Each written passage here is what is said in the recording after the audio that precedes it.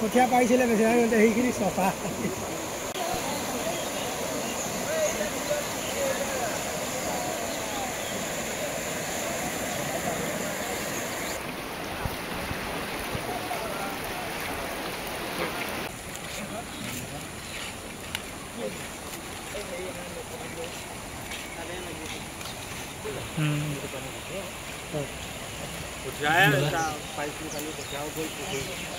মানে এই ক্ষেত্ৰত আমি চৰকাৰক দৃষ্টিগোচৰ কৰাইছোঁ, কিন্তু চৰকাৰে যিটো ৰাস্তা বনাইছে সেইটো পাৰ্মানেণ্ট হ'ল আমাৰ বিশেষকৈ এইটো মাথাউৰি। এতিয়া শোণিতপুৰ জিলাৰ যিটো মাথাউৰি তাত পাৰ্মানেণ্টলি বনাই দিয়াৰ পাছত গোটেই চেঁচা নদীৰ পানী আমাৰ চেঁচা লখিমপুৰ ডিষ্ট্ৰিক্টলৈকে মানে ঢাল মেলিছে। সেইটোৰ কাৰণে ইয়াত যিখিনি ৰাস্তা বনাইছে সেই ৰাস্তাবিলাক আজি প্ৰায় ২-৩বাৰকৈ ইয়াত ভঙা হ'ল।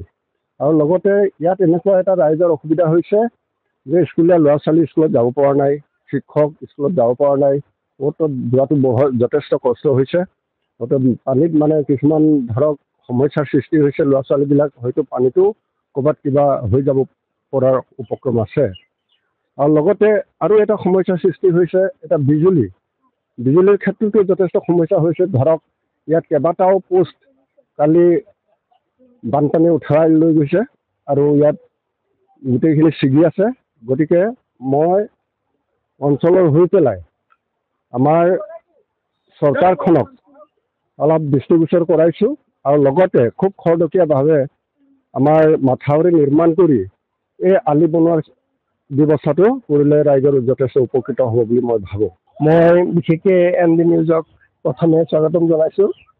এয়া হ'ল আমাৰ এতিয়াৰেই নহয়, চেঁচা বান্ধটো অতীজৰে পৰা আহি আছে। অহাৰ পাছত এয়া নতুনকৈ যিটো শিমলুগুৰিটো হাৱাজানটো শিমলুগুৰি যিটো পথ বনাইছে, সেইটো পথ একেবাৰে উন্নত মানৰ নহয়। কাৰণ চেঁচা বালিৰ গোটেই সোপা ইয়াত জাপি আজি জাপিছে অহাকালিলৈ উটুৱাই লৈ গৈছে, আজি জাপিছে অহাকালিলৈ উটুৱাই লৈ গৈছে। কিন্তু ইয়াৰ স্থায়ী সমাধান হ'বলৈ হ'লে প্ৰকৃততে ক'ৰ পৰা উদ্ঘাটন হৈছে এই পানীটো, উদ্ঘাটন হোৱা ঠাইডোখৰলৈ হৈছে আমাৰ চেঁচা নদী। চেঁচা নদীৰ যিটো বান্ধ, সেইটো যদি বান্ধ আজিলৈকে যদি নিৰ্মাণৰ যদি ক্ষেত্ৰত এমাহি কৰে, তেনেহ'লে এই আলি কেতিয়াও দিন দেখি ইয়াত হৈ নুঠিব। সেয়েহে স্থায়ী সমাধান কৰিবলৈ হ'লে এই আলি যদি চৰকাৰক লাগে বা আমাক লাগে তেনেহ'লে আগতীয়াকৈ আমি ভেটি ল'ব লাগিব মাথাউৰি হোৱাৰ পাছতে এই ৰাস্তাৰ সমাধান আমি উচিত হ'ব বুলি ভাবিছোঁ।